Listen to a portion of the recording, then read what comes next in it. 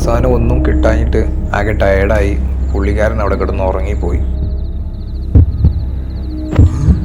അപ്പോൾ ഉറക്കം ഡിസ്റ്റർബ് ആക്കുന്ന ആ ഒരു ശബ്ദം മുകളിൽ നിന്നാണെന്ന് മനസ്സിലാക്കി നമ്മുടെ സോബിനിക്ക വീടിൻ്റെ തട്ടുംപുറത്തോട്ടുള്ള സ്റ്റെയർ കേസൊക്കെ കയറിപ്പോയി നോക്കുകയാണ്. അവിടെ ഒരു റൂമിലുണ്ടല്ലോ, ഒരു ചുമരിലായിട്ട് ഒരു ചെറിയൊരു ഒരു ഹോള്.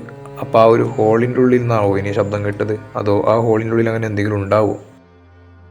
അങ്ങനെയൊക്കെ ചിന്തിച്ച് പുള്ളിക്കാരൻ അതിനുള്ളിൽ കയ്യൊക്കെ ഇട്ട് കാര്യമായിട്ട് തപ്പുന്നുണ്ട്. അത്ഭുതം എന്ന് പറയാലോ, പുള്ളിക്കാരൻ അതിൻ്റെ അകത്തുനിന്ന് ഒരു ഇറച്ചി കഷ്ണൊക്കെ പോലത്തെ ഒരു സംഭവം കിട്ടുന്നു.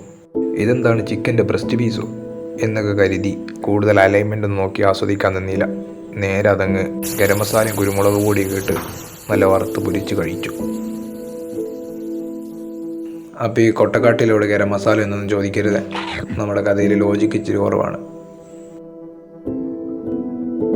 അങ്ങനെ ഫുഡ് അടിച്ച് ഹാപ്പിയായി ഉറങ്ങുന്ന നമ്മുടെ മച്ചാൻ വീണ്ടും ഒരു ശബ്ദം കേൾക്കുകയാണ്. ഇത്തവണ കേട്ട ശബ്ദത്തിന് ചെറിയൊരു പ്രശ്നമുണ്ട്. അതൊരു പെൺകുട്ടി കരയുന്ന ശബ്ദമായിരുന്നു. അപ്പോൾ നേരത്തെ ഒരു ശബ്ദം കേട്ടെന്ന് പറഞ്ഞില്ലേ, അപ്പോൾ ആ ഒരു ഭാഗത്തോട്ട് പോയി നോക്കുന്ന നമ്മുടെ സൗബിനിക്ക കാണുന്നത്